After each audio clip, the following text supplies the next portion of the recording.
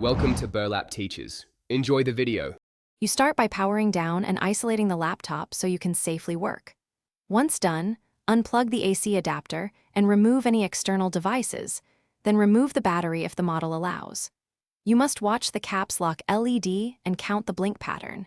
This is the diagnostic code HP uses to indicate hardware faults. Make sure to jot down the exact sequence and rhythm because that number determines the next steps and points you toward memory, GPU, or motherboard failure. Next, you tackle the common culprits, memory and internal connections. First, ground yourself and remove the access panel, then gently remove and reseat RAM modules. Test each stick alone in the main slot to isolate a bad DIMM. Once done, perform a power drain by holding the power button for about 15 to 20 seconds with battery and AC removed. This clears residual charge and can reset embedded controllers. Also reseat the storage drive and check ribbon cables for poor contact. Now reassemble and power up to verify results. Reinstall the battery and connect AC, then boot while watching the caps lock LED and listening for beep codes.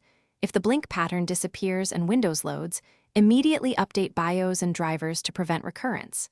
If the same diagnostic code repeats, try known good RAM sticks or test one module at a time. Faulty memory often causes blinking. If swapping RAM doesn't fix it, that persistent code usually means a board-level fault, and you should pursue professional.